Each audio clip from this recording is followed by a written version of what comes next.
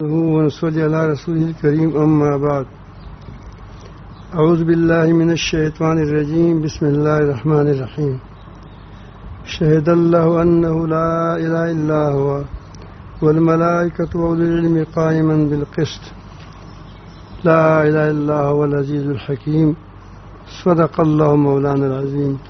درود شریف پڑھیے. اللہ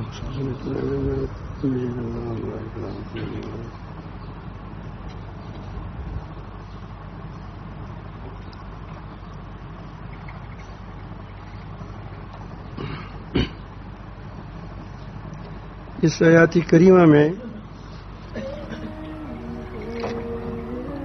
اللہ تعالی جل جلالہ نے دو گواہیاں پیش کی ہیں، دو چیزوں پر گواہ بنائے ہیں.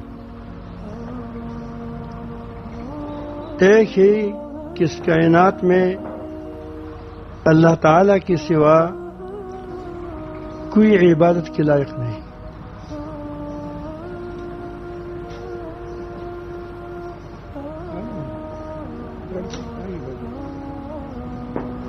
ایک یہ کہ اس کائنات میں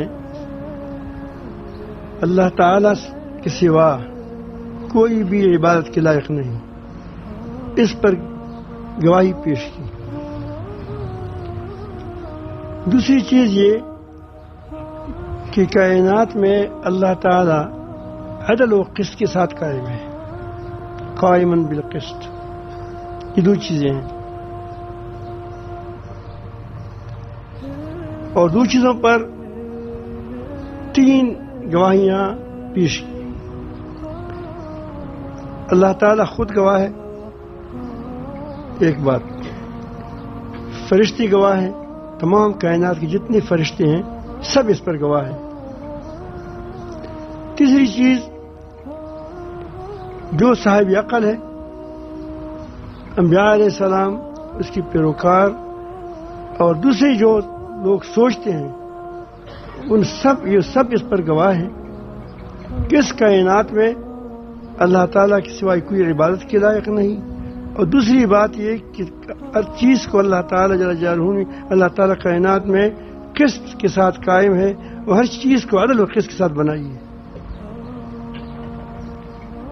یہ تین دو گواہیاں، دو چیزوں پر تین گواہیاں ہیں. اللہ تعالیٰ کی گواہی تو ظاہر ہے، وہ ہے کہ اللہ تعالیٰ جل جلالہ کے کاموں کو دیکھو. اللہ تعالیٰ نے جو نظام بنایا ہے اس کی ایک ایک چیز خود گواہی دیتی ہے. یہ اللہ تعالیٰ کی گواہی ہے.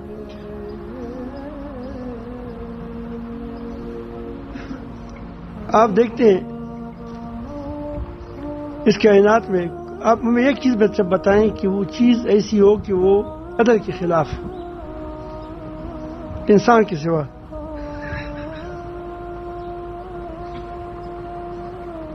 جو چیز اللہ رب العالمین جل جلالہ نے جس کام کے لیے بنایا ہے اس کے مطابق اس کو وجود دیا ہے، اور اس کے مطابق اس کے اندر صلاحیتیں رکھی ہے، اس کے مطابق اس کو طریقہ بتایا ہے کہ تم اس طرح کام کرو. طریقہ بھی عدل والا، وجود بھی عدل والا، قسط والا، عدل قسط والا. اور اس کے جو صلاحیتیں ہیں وہ بھی عدل قسط کے ساتھ بنی ہیں. مثلا افلا ينظرون الى الابل كيف خلقت. اب اللہ نے ہمارے توجہ ایک چیز پر دلائی، جو عام طور پر آج کل تو اونٹ ختم ہو رہے ہیں، لیکن اس زمان میں عام کم اونٹ ہوتے تھے.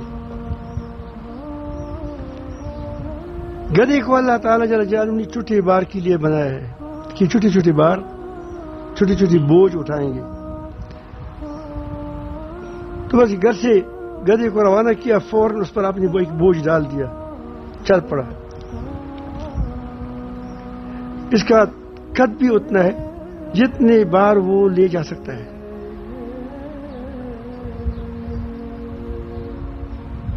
اور اس کے بیٹھنے کا طریقہ بھی الگ ہے، اس کا اڑنے کا طریقہ بھی الگ ہے. آپ دیکھیں گدے کو اگر گدے کا کام اتنا کرتا ہے جتنا گدھا کرتا ہے، اور اس کی جسا اونٹ جیسا ہوتا اور بیٹھنا بھی گدے کی طرح ہوتا، اس پر دشواری ہوتی، بیٹھنا دشوار، کیونکہ وہ اس طرح بیٹھ نہیں سکتا. اس کو پھر ٹانگ اس طرح کرتے تھے، پھر اس کے بعد اب اس پر لیٹتے تھے، پھر کہو کہ بھائی آ جاؤ اب کیا کرو، اس گدے کو اٹھاؤ. گدے سے بیٹھتے ہیں تو ظاہر کہ تم یہاں بیٹھو گے تو کیا اس طرح اوپر ہے، اگر نیچے بیٹھتے تھے تو پھر تو بیٹھ نہیں سکیں گے. اگر اوپر بیٹھتے تھے تو کیسے بیٹھے گا جب اس کی قد اونٹ کی طرح ہو اور بیٹھنا باقی گدا ہو، تو کیسے اس پر آپ بیٹھو گے؟ یا تو اس کے لیے پھر اس کو اٹھا کر ایک سیڑھی لگائے ہوئے، کیا لگاؤ گے؟ سیڑھی، کہ اسی پر اونچا جاؤ.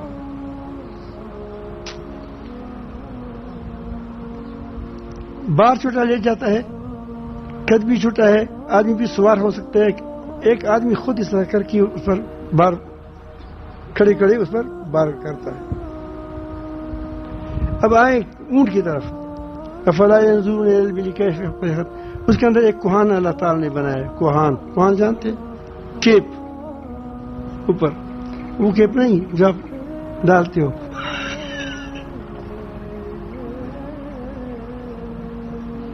یہ منہ والا کیپ نہیں ہے، وہ نہیں، وہ جو اونٹ کا کوہان جو ہوتا ہے، اونٹ کا کوہان، اونٹ کی آپ اس کی جسے کو دیکھو، وہ تقریباً 10 من 8 من بار اٹھاتا ہے. اب اس کے اگر قد گدے کی طرح ہوتا تو بار نیچے کیسے جائے گا؟ کیونکہ وہ 8 من بار تو جسے بھی رکھتا ہے. اب اتنا جسے والا بار پر آپ رکھو تو کیسے جائے گا؟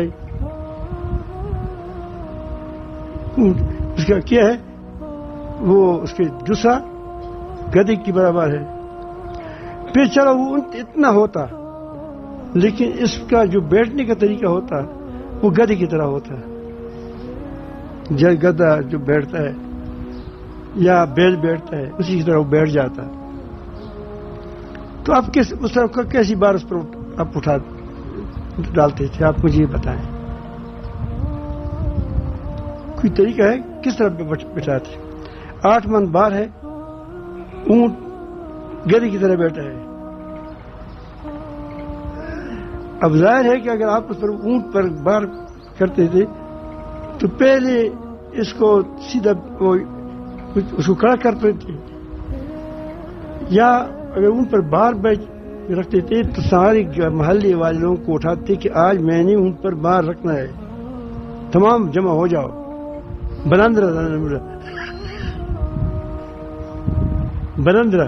ٹول جمش ہے، سب جمع ہو جاؤ، ہمیں کیا اونٹ پر بار، کیونکہ 8 من وہ خود ہے اور 8 من اس پر آپ نے بار نہ ہے تو کیسے اٹھے گا وہ؟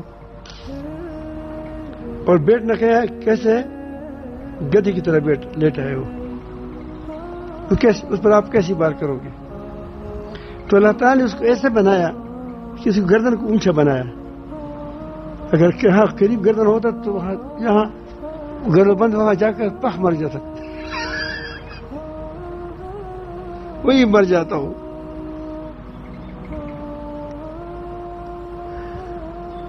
اب اللہ تعالیٰ نے اس کو دوسرا دے دیا، کوہان دے دیا کہ اس پر جو سین ہو وہ ادھر ادھر چڑھائیوں پر چڑھے گا، یہ اترائیوں پر جائے گا.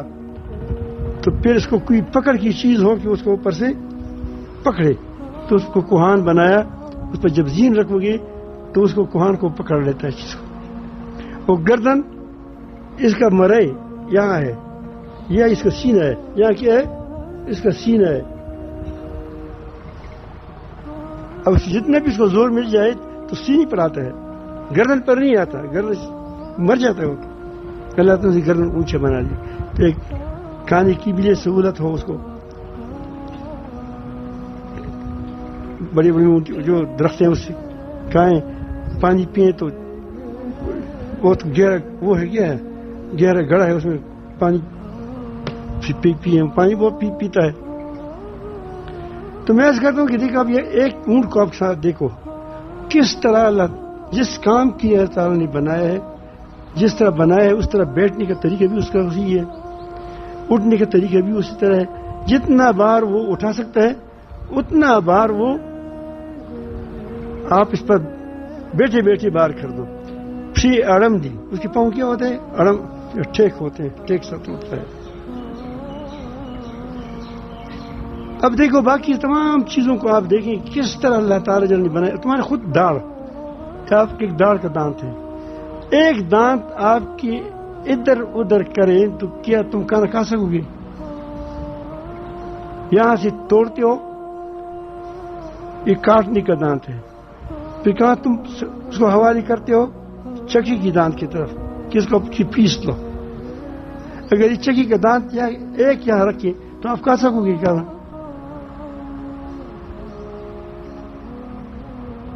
تمہاری ناک کو اللہ تعالیٰ نے جل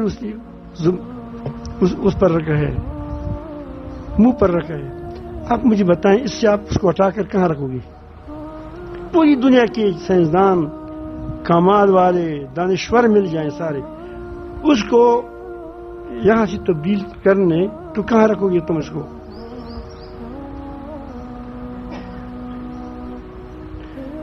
ناک کا کام سونگنا ہے، چوکیداری ہے کہ کوئی چیز منہ میں غلط نہ جائے. اس کو کہاں رکھا جانا، کہاں ہونا چاہیے؟ چوکیدار کہاں بیٹھ جاتا ہے؟ دروازے پر. دروازے پر اللہ حسن کا حسن، اور جہاں بھی رکھیں تو اس سے وہ فائدہ حاصل نہیں ہوگا. سر پر رکھیں تو پتہ نہیں چلتا کہ ایک اندھا آدمی ہے، اس کو پخانا سامنے آ گیا یا حلوہ کی طرح رنگ دیجیے اس کو. اب اس کو ادھر بتائے گا کہ دیکھو کہ سونگوں کی کیا ہے اوپر، اس کی بات کہے گا، ورنہ وہ گندگی بھی کھائے گا اور وہ کیا کھائے گا وہ پتہ ہی نہیں چلے گا.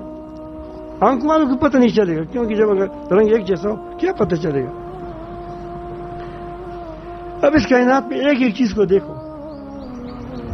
بہار آتا ہے، گرمی سے پہلے بہار آتا ہے، ہمیں ضرورت ہوتی ہے پتوں کی، سایوں کی، تو اللہ تعالیٰ جل جلالہ پہلے بہار لاتا ہے. ایک دم موسم گرم نہیں لاتا، بہار لاتا ہے. وہ پتے جو آتے ہیں، پتوں کے بعد ہمیں سائے کی ضرورت ہوتی ہے، پھر سایہ ملتا ہے. جب سردی آتی ہے تو فوراً سردی نہیں آتی، اس کے لیے پہلے کیا ہوتا ہے؟ خزان آتا ہے کہ تاکہ پتوں کو کیا کرے؟ صاف کرے. اور ہمیں ضرورت ہے کس چیز کی؟ اب اس کی گرمی کی. اب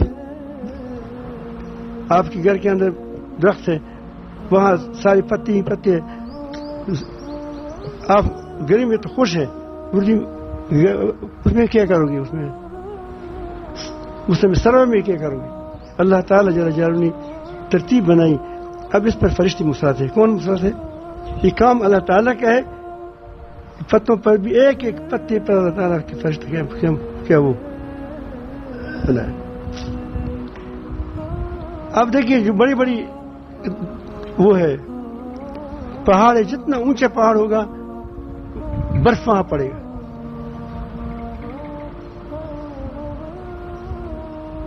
برف اگر وہ پنجاب میں برف ہوتا تو لوگوں کو کیا فائدہ ہوتا؟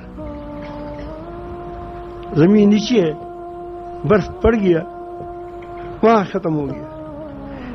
یہاں اونچی پہاڑوں پر برف پڑتا ہے، وہاں جمع ہو جاتے ہیں. جتنا اونچا پہاڑ ہوتا ہے وہاں زیادہ اونچا کیا برف پڑتا ہے، اور پھر گرمیوں میں پگھلتا رہتا ہے. ایسے دریا بنتے ہیں، ایسی چیزیں بنتے ہیں، اور پھر پانی بنتا ہے. اور پھر جب وہ سردی کے موسم تک ہی چلتا رہتا ہے. سردی کا موسم ہوتا ہے پھر کیا ہوتا ہے؟ پھر ہوتا ہے یہ چلتا رہتا ہے. بعض پہاڑ ایسے کہ 24 گھنٹے اس پر کیا ہوتا ہے؟ برف ہوتا ہے. یہ پانی آپ کو اس لیے ملتا ہے، اسٹور ملتا ہے. پھر یہ پانی جب آتا ہے کنوؤں کے اندر محفوظ ہوتا ہے. تالابوں کے اندر محفوظ ہوتا ہے. کوئی چیز ضائع ہو جاتی ہے، پھر جب خراب پانی ہو جاتا ہے وہ درے میں مل جاتا ہے، درے جلتے چلتے سمندر میں مل جاتے ہیں. سمندر کا پانی کارا اللہ تعالیٰ نے بنایا، اس میں سارے پانی جب جا کر اس وہاں سارے پھر پاک ہو جاتے ہیں، صاف ہو جاتے ہیں. پھر مونسون کی ہوائیں آ جاتی ہے، اس کو اٹھا کر پھر بارش ہو جاتی ہے، اس کو فلٹر کر کے. آپ ان نظام پر غور وہ فکر کریں، اس نظام پر فرشتے مقرر ہے. کون مقرر ہے؟ اور حکم کام خدا کے ہیں. آپ بتائیں، یہ آپ نے کبھی اس میں فطور دیکھا ہے؟ ہل طرح من فطور. یہ سورج ہے، یہ چاند ہے، یہ اللہ تعالیٰ جل جلالہ نے بنائے ہیں، ترتیب کے ساتھ بنائے ہیں. آپ مجھے بتائیں کہ لاکھوں کروڑوں سال کی چاند سورج چلتا ہے، کبھی آپ نے ٹریفک کی کوئی خرابی اس میں دیکھی ہے؟ جو کام ہمارے حوالے زیادہ روڈ بند ہوتے ہیں، جو فرشتے چلاتے ہیں کیسے چلاتے ہیں آپ خود دیکھیں. یہ ستارے ہیں، لاکھوں کروڑوں ستارے، اور ایک ایک ستارہ اس پوری دنیا سے بڑا ہے، لاکھوں گنا بڑا ہے، وہ چلتے رہتے ہیں. اب آپ مجھے بتائیں کہ اس پورے نظام میں تم کوئی خلل دیکھتے ہو؟ کوئی خلل ہے اس میں؟ ہل تری من فطور ثم ارجع البصر کرتين ينقلب خاسئا وخسئا. تمہاری آنکھیں تک جائیں گی لیکن اس میں خلل نہیں پاؤ گے.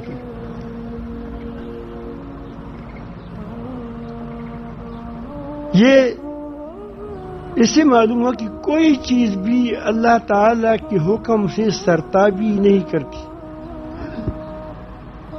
جو چیزیں جن کے پاس اختیار نہیں ہے، جس کو اللہ تعالی نے فطرت پر چلایا ہے، تم سب بتاتے ہیں کہ ہمارا رب ایک اللہ تعالی ہے، اللہ کے سوا ہم کسی کے حکم ماننے والے نہیں. سورج ہے، آپ ہزاروں بار کہیں. یہی بات ابراہیم علیہ السلام نے کہا کہ تم کہتے ہیں کہ میں سورج کا کیا ہوں؟ اوتار ہوں. ہاں، وہ ہمارا اب تم اس سے کہہ دو میرا تمہارا حکم مانتا ہے. تم تو دعویٰ کرتے ہو. دعویٰ ابراہیم علیہ السلام نے نہیں کیا تھا. دعویٰ کس نے کیا تھا؟ فرعون نے کیا تھا کہ ہمارا رب یہاں سے اٹھاتا ہے مشرق میں. اب تو ایسا کریں، ایک مغرب صاحب آپ لائیں کہ آپ بھی دعویٰ کرتے ہیں. فبہت الذی کفر، حیران رہیے کہ میں کیا جواب دوں. تو یہ چونکہ مجبور ہے، بے اختیار ہے، ساری اپنی چیز سے بتا رہا ہے کہ میں غلام ہوں. ایک سیکنڈ بھی ہمارے اختیار نہیں ہے کہ آگے کی جاؤں یا پیچھے جاؤں. اسی لیے ہم نے کیلنڈر بنا دی. کیا؟ دائمی کیلنڈر بنا دی کہ ہمیں پتہ ہے کہ سورج ایک سیکنڈ بھی آگے پیچھے نہیں ہو سکتی. تو کس معلوم ہوا کہ وہ اس حکم کے پابند ہے جس نے اس کو بنایا ہے. اب آپ دیکھیں، تمہارے سامنے ایک گندگی کی مکھی ہے. اس کا کام یہ ہے کہ کیا کرے؟ یہ گندگی کھائیں. اگر یہ مکھی نہ ہو تو بیماریاں پھیل جائیں گی. یہ خود اس کو مار دو، اس کے اندر خون نہیں ہے، ختم. لیکن ایسی گندی چیزیں کھاتی ہے کہ ہمارے صاف کرتے ہیں اس کو. شہد کی مکھی ہے، وہ گندگی پر نہیں بیٹھ سکتی. دونوں مکھی، دونوں اڑنے والی چیزیں ہیں. لیکن ایک کو اللہ تعالیٰ جل جلالہ نے شہد کے لیے بنایا اور ایک کو گندگی کھانے کے لیے بنایا. دونوں کی ترتیب بھی الگ الگ ہے، دونوں کے طریقے بھی الگ الگ ہیں. مکھی کے جو گندگی کی مکھی ہے، اس کا کوئی چھتا ہے، اور جو چھتا شہد کی مکھی بناتی ہے، کیا وہ چھتا انسان پہلے بنا سکتا تھا؟ پہلے نہیں. اب تو سیکھا ہے. کس سیکھا ہے ہم نے؟ جو ہم بناتے ہیں یہ فارم چھتے، یہ ہم نے کس سیکھا ہے؟ اسی یہ مکھی، شہد کی مکھی کی چھتے سے نقل کر کے ہم نے بنایا ہے. لیکن شاد کی مکھی چڑیا کا گھونسلہ بنا سکتا ہے؟ اگر شاد مکھی ساری جمع ہو جائیں چڑیا کے ایک گھونسلہ بنائے گا؟ نہیں بنا سکتا. ساری چڑیا مل کر گھونسلے بناتے ہیں, ایک چھتہ بنا سکتا ہے؟ اس نے جس چیز کے لیے وہ بنا ہے اسی کے اندر وہ استعداد بھی ہے, وہ ترتیب بھی ہے, اس ترتیب پر چلتی ہے, اس سے انسان کو فائدہ بھی ہوتا ہے. اور یہ آپ کے عمل سے بتاتا ہے کہ میں اللہ تعالیٰ کے سوا کوئی عبادت کے لائق نہیں. یہ اللہ تعالیٰ کی جو کام ہے وہ آپ کو خود بتاتے ہیں کہ اس کائنات میں رب العالمین کا حکم چلتا ہے, اسی کے سوا کوئی بھی عبادت کے لائق نہیں ہے. یہ اللہ تعالیٰ کی گواہی ہے. اور ان چیزوں پر فرشتے مقرر ہیں. کون مقرر ہے؟ اور وہ ذرا برابر بھی اللہ تعالیٰ کے حکم کی سرتابی نہیں کر سکتے, اور وہ اپنے عمل سے بتاتے ہیں کہ اس میں اللہ تعالیٰ کے سوا کوئی عبادت کے لائق نہیں. اور جو فرشتے جبریل علیہ السلام وہی لاتے ہیں وہ بھی اس پر گواہ ہے کہ وہ کیا کرتے ہیں. اس نے کیا لایا؟ ہمیشہ ایک ہی حکم لایا کہ اللہ تعالیٰ کے سوا کوئی عبادت کے لائق نہیں. اہل عقل تم ہو, اہل علم تم ہو. آپ نے تھوڑا اس میں غور فکر کیا کوئی چیز بھی ڈنگی ہے, اللہ ٹپ ہے؟ آپ ہمیں یہ بتائیں کہ یہ ابھی کربوغا بنا ہے, اب یہاں اللہ تعالیٰ نے یہاں فجاجہ کا ہے, راستہ رکھا ہے. دیکھو ایسا نہیں کیا کہ قلعہ بنا کر کہیں آنے کے راستے نہ ہو, یہی پہاڑ ہو, آپ کو کہیں سے راستہ ملے گا, اس کے راستے آپ جائیں.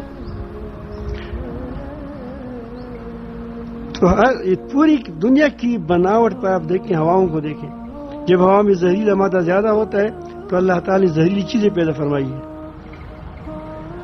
یہ سانپ ہے, یہ بچھو ہے, یہ سارے زہر کھاتے ہیں, فضاؤں کو صاف کرتے ہیں تمہارے لیے. تو پورا نظام اللہ تعالیٰ فرماتے ہیں کہ بنائے. یہ ہے دو چیزیں اس میں آ گئی, اللہ تعالیٰ کے سوا کوئی عبادت کے لائق نہیں.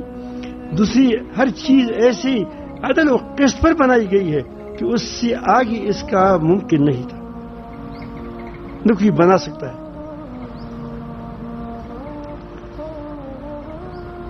یہ ہمیں کیا پیغام دیتا ہے کہ جو نظام جو تمہارے لیے بنائی ہے اللہ تعالیٰ نے, تم خود بھی دیکھ رہے ہو, جو صاحب عقل ہے اور فرشتے بھی وہ اپنی کاموں سے اس کا گواہی دیتے ہیں. اور انبیاء علیہ السلام پر جو فرشتے اترتے ہیں ان بھی یہی گواہی دی, اور انبیاء علیہ السلام بھی یہی گواہی دی کہ لا الہ الا اللہ. تو اگر ساری کائنات عدل و قسط پر ہے, غیر اللہ کی بندگی نہیں کرتی, تو کیا اے انسان جو یہ کائنات جو تمہارے لیے بنائی گئی ہے, یہ کائنات جو تمہارے لیے بنائی گئی ہے, اگر تم عدل و قسط کی راہ سے ہٹو گے, اللہ تعالیٰ کی عبادت بندگی سے ہٹو گے, تو تمہارا حشر کیا ہوا؟ اس کو اتنا اختیار نہیں ہے. تم کو اللہ تعالیٰ نے پوری دنیا بنائی, تمہارے لیے سجائی, اس کو ایک ڈگر پر چلایا, اور وہ ڈگر جو اس پر چلایا ہے وہ عدل و قسط کے مطابق ہے. اب اگر آپ آسمانوں میں دیکھو, فلتر حلتر من فطور, وہاں فطور نہیں ہے, عدل خلاف کچھ نہیں ہے, عدل ہے, عدل ہے. اور زمینوں میں دیکھیں وہی عدل ہے, عدل ہے. تو آپ کو جو اختیار دیا ہے, چونکہ اللہ تعالیٰ کے آپ زمین پر نائب ہے, تو اگر تم عدل کے خلاف چلو گے تو پوری دنیا کے ساتھ تمہارا ٹکر آئے گی. جو قومیں عدل کے خلاف جاتی ہے اس لیے وہ برباد ہو جاتی ہے, تباہ ہو جاتی ہے, غیر اللہ کی بندگی میں مشغول ہوتے ہیں. اللہ تعالیٰ ایک کی پانی سے اس کو برباد کر لیتا ہے. اس میں بھی عدل ہوتا ہے, بےعدلی نہیں ہوتی, کیونکہ نوح علیہ السلام اللہ تعالیٰ سے درخواست کرتے ہیں, انک ان تذرہم, اگر تو اس کو چھوڑے گا, لا یلدوا الا فاجرا کفارا, جو میرے پاس چند لوگ ہیں اس کی بھی بیٹی پیدا ہوں گی, اب ان کے ساتھ وہ خلط ملط ہو کر کیا ہو جائے گا, کوئی صالح نظام نہیں آئے گا. تو اس لیے اس کو تباہ کر دیا, تو ایک صالح لوگوں کو چھوڑ دیا. یہ اللہ تعالیٰ کرتا رہتا ہے. اس صالح لوگوں سے پھر نظام کو اٹھاتا ہے. یہ گندگی آ جاتی ہے، لیکن گند کو پھر اللہ رب العالمین جل جلالہ عجیب اس پر ایک کوئی ایسا مسلط کرتے ہیں کہ ایسے صاف کرتے ہیں کہ کیا پھر اس کے بعد ایک نیا وہ شروع ہو جاتا ہے، دور شروع ہو جاتا ہے.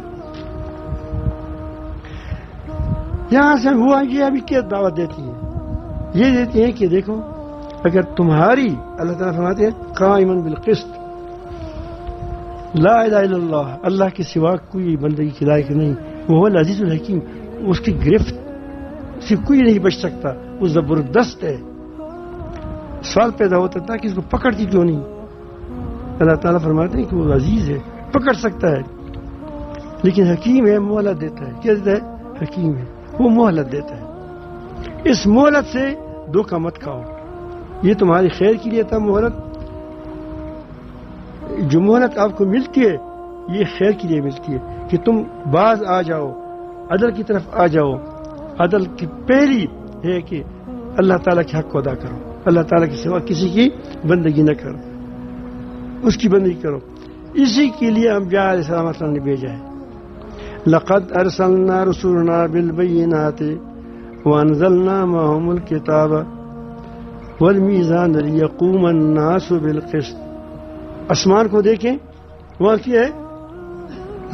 دنیا کو دیکھو، قائماً بالقسط. اور تمہارے لیے کیا ہے؟ چونکہ تم انسان ہو، تمہاری دنیا بنائی ہے. اگر تم بھی سورج کی طرح مجبور ہو کر چلتے تو تمہارے پیدا کرنے کا فائدہ کیا تھا؟ یہ تو پھر کیل ہی ہوتا، کیلری کا جیسا بروی پہ کیل کرتا ہے، بس پھر تو کیل ہی ہوتا. لیکن اللہ تعالیٰ جل جلالہ نے دنیا کھیل نہیں بنایا ہے، اس کو کھیل نہیں بنایا ہے. تو انسان کو اللہ تعالیٰ جل جلالہ نے اس کے اندر عدل کی چیزیں رکھی ہیں، فطرت پر چلایا ہے، فطرت کے اندر رکھی ہے، فطری وہ نور رکھی ہے اس کے اندر. لیکن اس کو اختیار بھی دیا ہے کہ تم عدل کی راستے سے جاؤ، غیر اللہ کی بندگی کرو، تمہاری مرضی ہے. عدل کی راہ کو اپناؤ یا اللہ تعالیٰ کی راستے پر چلتے ہو، اللہ تعالیٰ کے راستے کو اپناؤ، عدل کی راستے کو اپناؤ. تو اس کے لیے اللہ تعالیٰ نے انبیاء علیہ السلام کو بھیجا. لقد ارسلنا رسولنا بالبینات، اللہ تعالیٰ جل جلالہ نے کھلے دلائل کے ساتھ انبیاء علیہ السلام کو بھیجا، معجزات کے ساتھ بھیجا تائید کے لیے، اور اس کو کھلے احکام دیے. ان کے ساتھ کتاب بھی بھیجا تاکہ پھر بعد میں اگر وہ دنیا سے چلا جائے، وہ کتاب میں جس کتاب کے مطابق سے جن لوگوں کو تیار کیا ہے، وہ تیار شدہ امت، تیار لوگ، اسی کتاب کے ساتھ کتاب بھی ہوگا، ایک عملی نمونہ بھی ہوگا. صحابہ کرام عملی نمونہ تھا. پھر وہ دوسروں کو بنائیں گے تو کیا ہو جائے گا؟ پھر وہ عملی نمونہ بھی ہوں گے، کتاب بھی ہوگا. تو کتاب ہمارے ساتھ ہے. دعا کریں کہ ہم افراد سازی کریں. کیا کریں؟ افراد سازی کریں. گڑبڑ ہم نہیں مچائی ہے. یہ جو گڑبڑ ہم پر مسلط ہے یہ ہم خود اپنے ہاتھوں سے بچائی. ظہر الفساد فی البر والبحر بما کسبت ایدی الناس. خشکی فری میں تالاب فساد پھیل گیا ہے. اس کی وجہ درندی نہیں، زبانیں نہیں، اس کی وجہ خود انسان تم ہو. تمہاری کرتوت نے خرابی مچائی. دنیا تمہارے لیے بنائی گئی تھی، سجائی گئی تھی، اور اس میں عدل کس کے ساتھ ہے اور آپ عدل کس کے خلاف چلتے ہیں تو کیا ہو گیا؟ بربادی آ گئی. آج کل ہمارے نعروں کو دیکھیں، ہماری باتوں کو دیکھیں، ہمارے خیالات کو دیکھیں. باغی ہو چکا ہے انسان اللہ تعالی سے. میزان کو بھیجا، میزان شریعت کو بھیجا، کتاب بھی بھیجا، اس کے ساتھ میزان بھی بھیجا، میزان شریعت بھیجی، اس کو شریعت بھیجی اس پیغمبر علیہ السلام کے ساتھ. یہ کیوں بھیجا؟ لیقوم الناس بالقسط. یا کیونکہ والعلم قائماً بالقسط ہے تاکہ انسان عدل و قسط پر آ جائے. تو عدل قسط کی شروع کہاں سے ہوتی ہے؟ عقائد سے ہوتی ہے کہ عقائد عدل و قسط کے مطابق ہو. عقائد کیا ہو؟ اس کی ڈاواڈول نہ ہو کہ غیر اللہ کو بھی خدا بنا دے, سورج کو بھی خدا بنا دے, انسانوں کو بھی خدا بنا دے. ایسا نہیں, اللہ تعالیٰ کو رب مانے بس. ایک بات. دوسری بات یہ کہ اس کے اللہ تعالیٰ کی ربوبیت کی جو تقاضے ہیں وہ بھی اللہ تعالیٰ نے خود بتاتے ہیں, اس پر قائم رہیں. ان الذین قالوا ربنا اللہ, ایک رب کہا پھر کیا ثم استقاموا, پھر اس پر کڑے ہو گئے, قائم ہو گئے, دائم ہو گئے. تو اگر آدمی کی ہماری آنکھیں عدل کے مطابق چلیں, زبان عدل کے مطابق چلیں, کان عدل کے مطابق چلے, ہاتھ پاؤں عدل کے مطابق چلیں, شرمگاہیں عدل کے مطابق چلیں, ساری چیزیں عدل کے مطابق ہو تو دنیا جنت بن جائے گی؟ نہیں بن جائے گی, بن جائے گی. اسی کے لیے ہم پیارے سماتے ہیں. تو پہلے عقائد شروع ہو جاتا ہے, پھر جذبات کے اندر اعتدال ہو. جذبات کے اعتدال سے اخلاق بنتے ہیں. جذبات کے اعتدال سے کیا بنتے ہیں؟ اخلاق بنتے ہیں. غصے میں اعتدال ہو تو کیا بن جائے گا؟ زبردست اخلاق پیدا ہوگا. وہ سوائے استعمال کرے گا جہاں ضرورت ہو, اپنے پر نہیں استعمال کرے گا. مرغی کو اتنے پتھر پر نہیں مارے گا, غصہ آیا بچے کو اتنا ایسے پر نہیں مارے گا.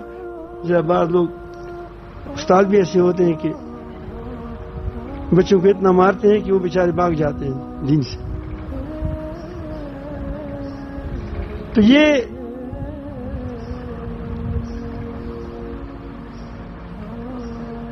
جذبات کی بے اعتدالی سے بد اخلاقی بنتی ہے.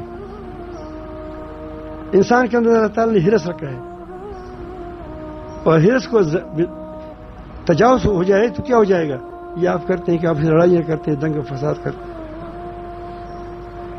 اگر یہ ہرس فاستبقوا الخیرات, خیرات میں ہو تو کیسی مزہ ہوگا؟ ایک دوسرے سے اچھے کاموں میں بڑھ جائے. انسان کے اندر رشک ہے, رشک میں جا سکتا ہے. اس بات کا حریص کو میرے اللہ تعالیٰ کی محبت ملے, مجھے تعلق ملے, مجھے اس بات کا حریص ہو کہ میں لوگوں کو خیر پہنچاؤں. ہرس ہے, میں زیادہ لوگوں کو خیر پہنچاؤں. ہرس کمانا نہ ہو تو پھر کیا ہو جاتا ہے؟ آدمی پتھر ہے. آدمی کے اندر غیرت ہے, غصہ ہے. غصہ نہ ہو تو جو گھر میں آ گیا وہ آ گیا, رحمت کرو. سارے ٹرانسجینڈر ہے.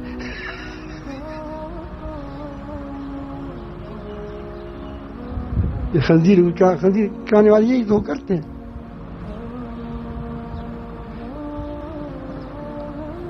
اللہ تعالیٰ ہمارے مسلمانوں کو انشاءاللہ بیدار کر رہے ہیں. ترتیب بن جائے گی انشاءاللہ. یہ نکل رہے ہیں انشاءاللہ. راستے اللہ پاک اس کو دے دے, راستے مل جائیں, ان کو مل جائیں گے انشاءاللہ.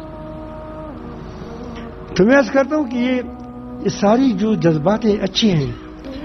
شہوت جذبہ ہے, اچھا ہے. اگر نہ ہوتے تم ہوتے, اگر شہوت کا جذبہ نہ ہوتا تم یہاں ہوتے. تمہاری وجود کی دلیل ہے کہ شہوت بری چیز نہیں ہے, لیکن غلط راستوں سے بہانا کیا ہے؟ یہ بے اعتدالی ہے.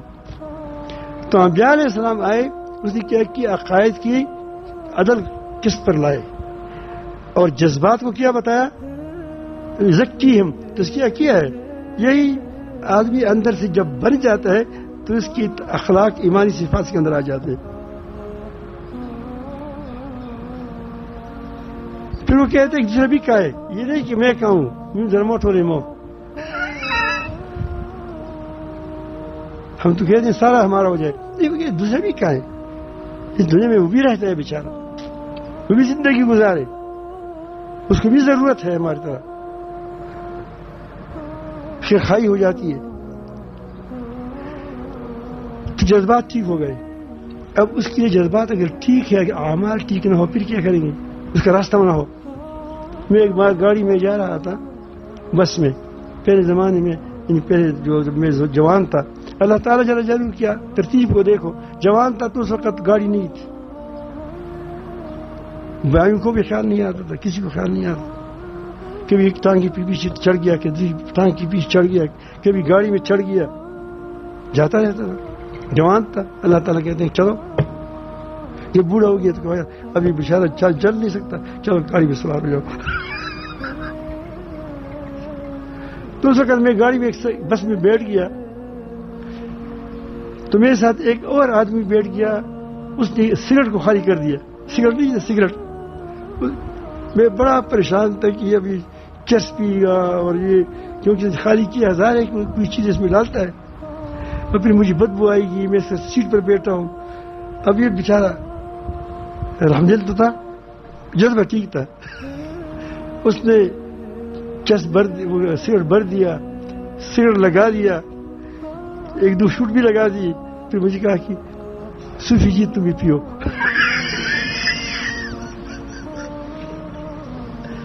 وہ بیچارہ بھی ساتھ نردی کر رہا تھا کہ یہ اس گر دیکھتے شاید اس کو بھی شوق ہو. تو رحم کو کیا کرے, اللہ تعالیٰ نے انسان رحم کا جذبہ پیدا ہو گیا. اب اس رحم کو کیسے استعمال کرو گے, کہاں لگاؤ گے؟ یہ نہیں کہ شام کے ساتھ سر پر ہاتھ رو, ایسا نہیں.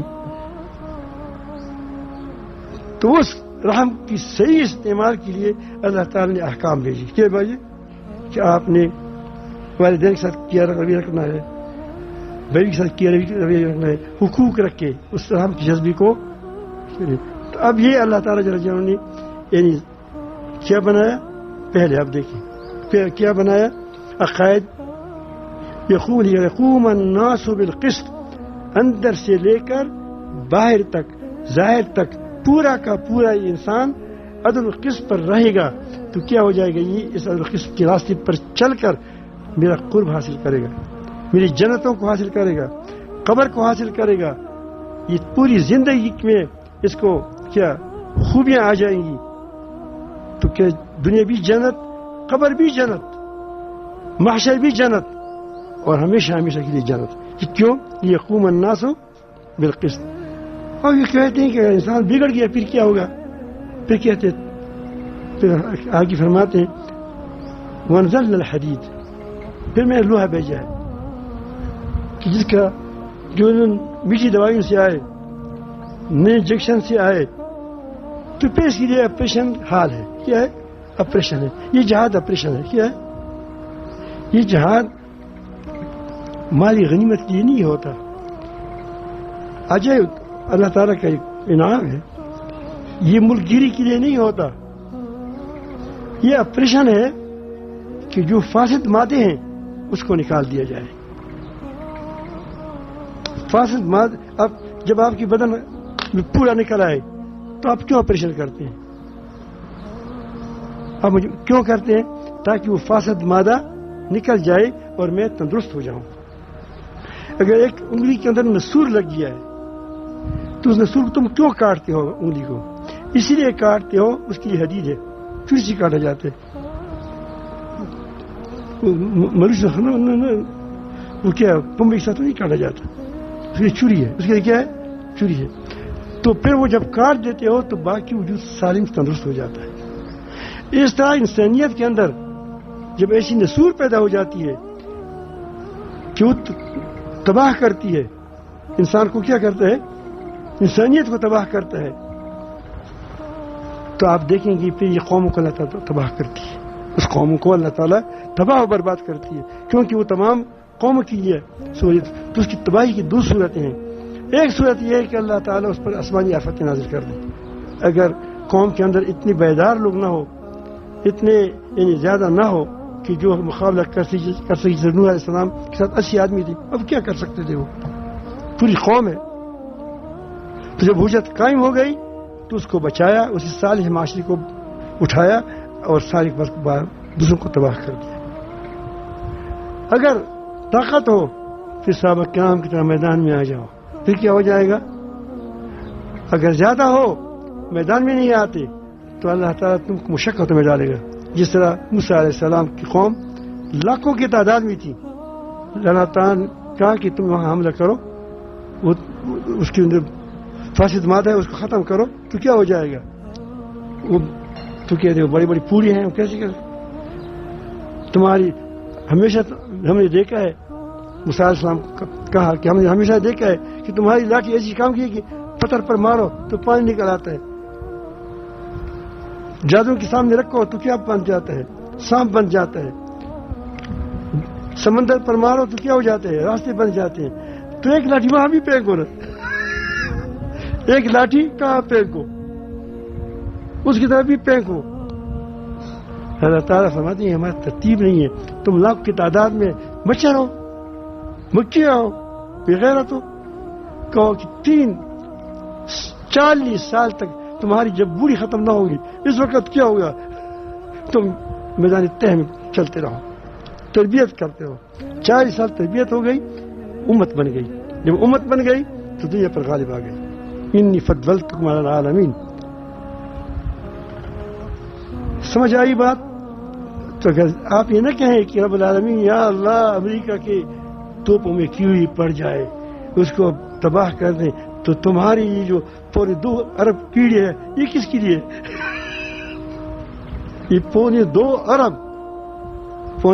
ارب مسلمان جو ہے یہ کس چیز کی دوا ہے آپ کے لیے؟ وہ اس کے لیے تم کو تلوار اٹھانا ہوگا. اگر 8000 نے اٹھا دیا تلوار تو ہماری اسلامیہ قائم ہو جائے گی انشاءاللہ. دعا کریں اللہ پاک پاکستان اور افغانستان کو ایسے بھائی بنائے کہ بالکل اس کی میں کوئی ڈر بھی نہ سکے, اور انشاءاللہ پوری دنیا پر پھر غالب آ جائے گی. تو میں عرض کرتا ہوں کہ یہ وانزلنا الحدید, ہم نے لوہے کو بھیجا ہے. فی باس شدید, یہ تو اس میں سخت جنگ ہے. باس شدید, سخت جنگ ہے. اس میں تلواریں ہیں, ذرے ہیں, جہازیں ہیں, بم ہے وغیرہ, بڑے خطرناک چیز ہے. اللہ تعالیٰ فرماتے ہیں ومنافع للناس, اس میں لوگوں کو فائدہ ہے. یہ ہے ٹھیک ہے, دوسری فائدے بھی ہے, کلہاڑی بناؤ فلاں چیز بناؤ, لیکن اصل فائدہ ہے کہ اس سے کیا کیا جائے؟ اس سے آپریشن کیا جائے. آپریشن کیا جائے لوگوں کو نفع پہنچ جائے گا. کیا پہنچ جائے گا؟ یہ منافع ہو جائیں گے. انشاءاللہ عدل پر پھر بھی بات ہوگی, لیکن آپ نے دیکھ لیا, اس لیے اللہ تعالیٰ نے فرمایا کہ عدل اگر چاہتے ہو پورا عدل, تو فوراً اس کے بعد فرمایا ان الدین عند اللہ الاسلام. اسی آیات سے جڑی ہوئی ہے. ان الدین, جس طرح کائنات کے اندر عدل کا نظام ہے, تو تمہارے لیے عدل کا نظام کہاں ہے؟ اسلام ہے. ان الدین عند الاسلام. ایک جگہ ہے ومن یبتغی غیر اسلامی دین فلن یقبل منہ, اسلام کے علاوہ جو بھی دوسرا راستے کو اختیار کرے گا اسے قبول نہیں کیا جائے گا. اور یہ اسلام کی جو بنیادی اصول ہے حضرت آدم علیہ السلام سے لے کر نبی کریم صلی اللہ علیہ وسلم تمام انبیاء علیہ السلام کے ایک ہی اصول پر ہے. یہ اسلام ہے. کیا ہے؟ یہ اسلام ہے. باقی شرائع میں فرق ہوا, وہ شرائع میں وقت کی ضرورت کے تحت تھی, لوگوں کی سرکشی کے تحت تھی. شرائع کے مطلب کہ وہ جو فروعی احکام ہے. مثلا حضرت آدم علیہ السلام پیدا ہو گئے, اب اس کے ساتھ اب جو اس کی بیٹی پیدا ہوں گی تو شادی کیسی کریں گے؟ اس کا بہن بھائی ہیں, شادی ہو سکتی ہے بہنوں کے ساتھ. دوسری ترتیب بن گئی, اس وقت شریعت یہ تھی کہ جو جڑواں پیدا ہو جاتے ہیں دوسری کے ساتھ وہ شادی کرے آپس میں. پھر جب زیادہ ہو گئے تو یہ وہ شرائع احوال کے ساتھ ہوتی ہیں تو تبدیلی بھی اس میں آ جاتی ہے. لیکن جو بنیادی احکام ہے وہ کیا ہے؟ وہ ایک ہی ہے, اس میں کوئی کیا تبدیلی نہیں ہوگی. لا تجدون سنت اللہ تبدیل, اللہ تعالیٰ کے طریقوں میں تبدیل نہیں آتی. یہ جو کچھ آپ دیکھتے ہیں وہ وقتی حالات ہوتے ہیں, کبھی کبھی طوفان آ جاتا ہے تو یہ وقتی ساری چیزیں ہوتی ہیں. تو بہرحال میں عرض کر رہا تھا کہ اللہ تعالیٰ کی ایک ترتیب ہوتی ہے, اس پر اگر ہم چلیں, صحیح چلیں, وہ اسلام ہے. صحیح طریقے سے چلیں تو پھر آپ دیکھیں گے کہ وہی چیزیں اس میں آ گئی. اسلام کے اندر 3 چیزیں ہیں. تزکیہ ہے، کیا ہے؟ وہ ہے اندرونی، عقیدہ بھی صاف ہو اور کیا ہو، اور آپ کے اندر وہ تمام گڑبڑ بھی تمہارے نکل جائے. دوسری چیز وہ ہے کہ آدمی کے عقائد بھی صحیح ہو. روح ہے، عقائد کیا ہے؟ روح ہے، وہ بھی صحیح ہو. روح صحیح نہیں ہے تو آدمی مر جاتا ہے. روح ٹھیک نہیں ہو، نکل گیا. اور اس کے جذبات بھی صحیح ہو، جذبات بھی صحیح ہو. یہ اسلام کے اندر کیا ہے؟ وہ ہے ایمانی صفات. کیا ہے؟ ایک ہے عقائد، ایک ہے ایمانی صفات، یعنی اخلاق اس کو ہم کہتے ہیں. تیسری چیز کیا ہے؟ یہ اعمال ہے، کرنے کے نہ کرنے کی. اب انسان کو آؤ، انسان کے اندر بھی 3 چیزیں ہیں. ایک ہے اس کے اندر روح، وہ عقائد ہے، انسان کی جسم اس پہ قائم ہے. روح نہ ہو تو کیا ہو جائے؟ زندگی تو ختم ہو جائے گا انسان. اگر روح ہے لیکن ہاتھ پاؤں نہیں ہے تو کیا یہ آدمی انسان کوئی کام کا ہے؟ نہ آنکھیں ہیں، نہ کام ہے، لوترا ہے گوشت کا. اگر ہاتھ پاؤں بھی ٹھیک ہے، روح بھی اس کے اندر چلتی ہے، لیکن آنکھوں کے اندر بینائی نہیں ہے، ہاتھ کے اندر پکڑنے کی طاقت نہیں ہے، پاؤں میں چلنے کی طاقت نہیں، یہ جذبات، یہ کیا ایمانی صفات ہے؟ یہ کیا ہے؟ یہ نہ ہے تو کیا یہ انسان ہوگا؟ یہ انسان کسی کام کا ہوگا؟ تو اس طرح اسلام مسلمانوں کے اندر جب تک اس کے عقائد صحیح نہ ہو، اس کی جذبات صحیح نہ ہو، اخلاق ایمانی صفات، اور جس وقت اس کے اعمال صحیح نہ ہو، اس وقت تک یہ آدمی اسلام آگے یہ پورا نہیں ہے. جب پورا نہیں ہے تو کیا ہے؟ تو پھر جب پورا نہ ہو تو پھر اس کی سائیکل بہتر ہے. اس ہوائی جہاز سے وہ سائیکل بہتر ہے کہ جو پورا ہو، اور جس کا ایک پر نہ ہو، ایک جہاز کا ایک پر نہ ہو، وہ جہاز کو تم کندھے پر اٹھا کر لے جاؤ گے اور سائیکل کو تم کو لے جائے گا. تو جو آج کل جو ہم پٹائی ہماری ہو رہی ہے، کفر پورا ہے، اندر باہر سے کافر ہے، اور ہم کیا ہے؟ اندر سے مسلمان ہے، اوپر سے مسلمان ہے، اندر سے کافر ہے، منافق ہے، نفاق ہے. اب دیکھیے جو ہماری پھیلائی جاتی ہے وہ کیا ہے؟ نفاق ہر چیز کے اندر داخل ہو چکا ہے. جھوٹ ہے، نفاق ہے، تو کیسی کامیابی ہوگی؟ تو اس کے لیے بڑی محنت کی ضرورت ہے. ظاہر آپ اندازہ لگائیں گے کس نے ایسی محنت شروع کی اس کو اجر ملے گا؟ نہیں ملے گا. کتنا بڑا اجر ملے گا؟ تو آپ یہاں جو آتے ہیں اس لیے آتے ہیں کہ تاکہ ہماری ظاہر بات درست ہو جائے. اللہ تعالیٰ بھی ہمارے ظاہر باطن کو درست فرمائے اور ہمارے تمام مسلمانوں کی درست فرمائے اور تمام مسلمانوں کو اتفاق و اتحاد سے رکھے.